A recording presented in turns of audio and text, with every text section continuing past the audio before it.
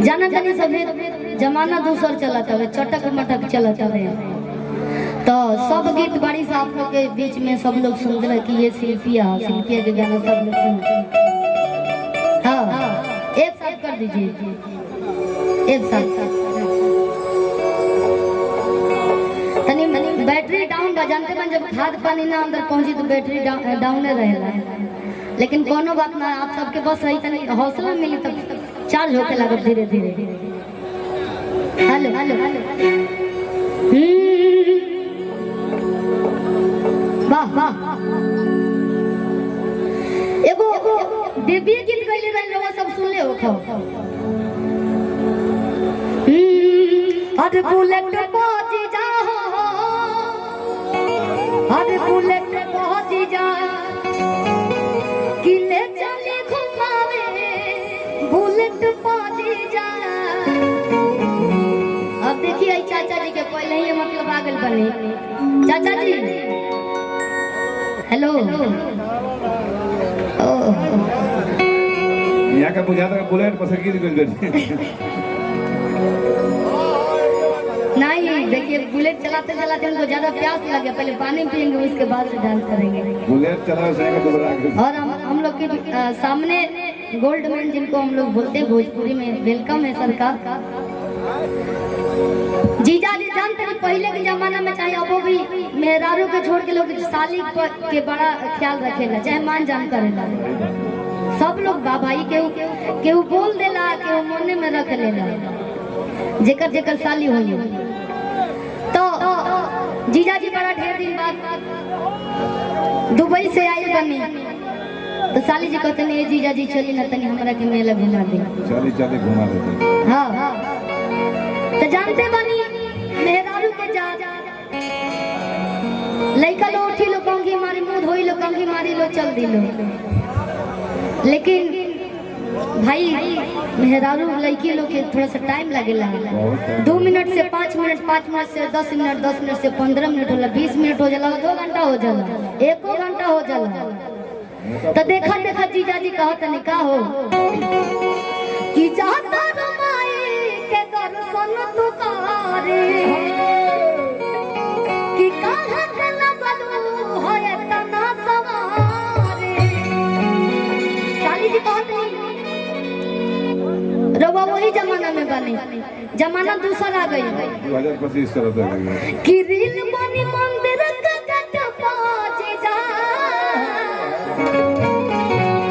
और वीडियो बना के डालब नेट पाजे जा। देखिए आज नेट के जमाना आ गई, नेट के जमाना आ गई। 3 साल पहले ही गाना गए रहने कि रील बनी मंदिर का गट पाजे जा, और वीडियो बना के डालब नेट पाजे जा। माने रील्स के ऐसन हावी भइल कि यूट्यूब लोग कम देखत है बड़े के जमाना में। रील्स पर हर वैरायटी की दिखत है कि बुलेट पाजे जा, अरे बुलेट पाजे जा, किले चले घुमावे, बुलेट पाजे जा। सामने चाचा जी लोग बैठे बा, पहले के जमाना में अपना साली के लोग बोझी से लेके जात रहल, बैलगाड़ी से कि साइकिल से। साइकिल से चाचा जी लोगों सब हाथ उठाई, साइकिल से लेके बनी कि ना अपना साली के दर्शन करावे, मेला घुमावे। अब पीछे जे लोग बाबू लोग बुलेट से ले गए अपना साली के दर्शन करावे। तो चली कैसे कि जाता रुमाई के दर्शन तू करे, काहे के लगलू है तना सवारे। रील बनी मंदिर के गट पाजे जा, वीडियो बना के डालब नेट पाजे जा। बुलेट पाजे जा हो, बुलेट पाजे जा, ले चली घुमावे, बुलेट पाजे जा।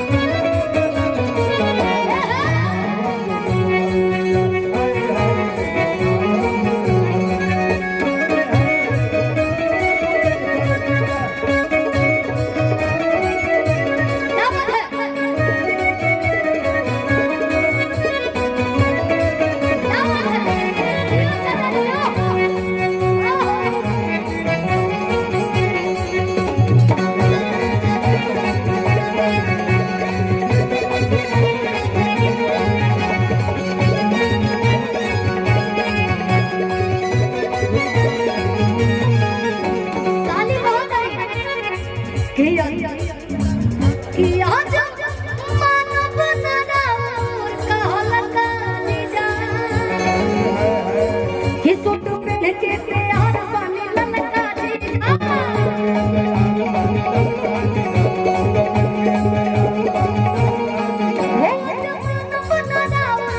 सूट पहन के तैयार बनी ललका जी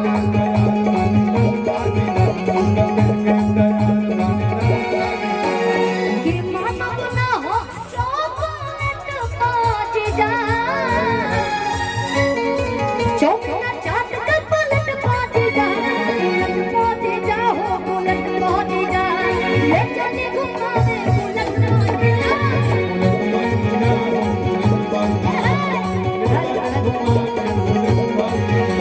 बुलेट पाजी जा हो बुलेट पाजी जा ले चली घुमावे बुलेट पाजी जा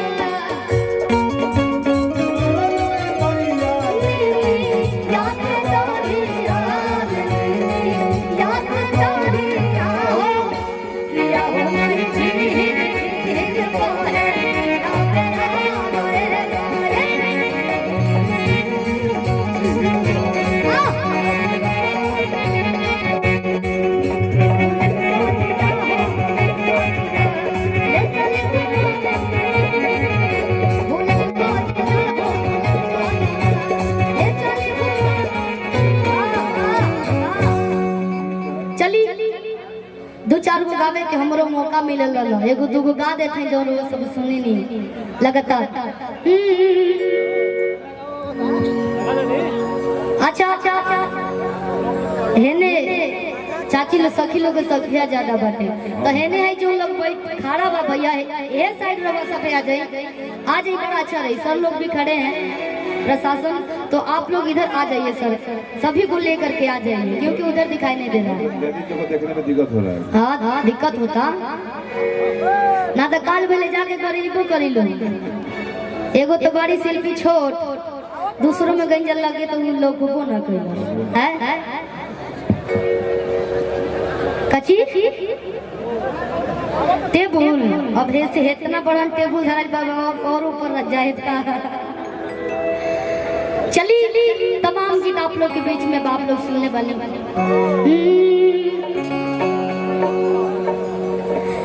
एगो गाना गैले रही एगो का बहुत सारा गाना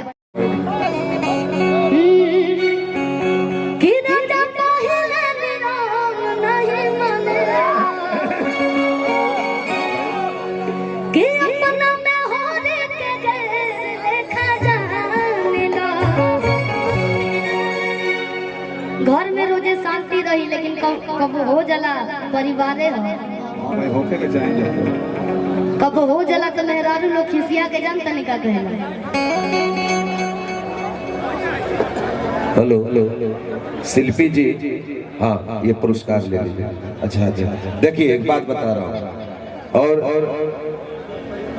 कद जरूर आप बोली कि माई बहन लोग कही कि वो तो शिल्पिया छोट भी है लेकिन एक बात है अभी भोजपुरी में माँ सरस्वती की कृपा से यात्रा आपका गजब है और मैं बता दूं मास्टर विकास और हमारे संगीत रत्न श्री आलोक कुमार जी को मैं मंच पे आमंत्रित करता हूं सम्मान कर दिया जाए जैसे कि मुझे आदेशित किया गया है और अभी हमारे बीच में शानदार भोजपुरी की मैं अभिनेत्री कहता हूं भाई नृत्य की दुनिया में अलग जलवा है अलग अंदाज है हमारी जिया जी की पूरी टीम उपस्थित है मंच पे जिया खान आ रही है भाई तो संगीत में थोड़ा नृत्य हो जाता है तो माँ बाप थोड़ा आगे आ जाइए ना उसके बाद साज-बाज को प्रणाम कर लीजिएगा ये दियारा क्षेत्र है जिया जी ये जितने नौजवान देख रहे हैं ये दियारा इलाका है ये लोग क्या बोलते हैं कि प्यार एक तरफ से हो तो सजा देता है प्यार दोनों तरफ से हो तो मजा देता है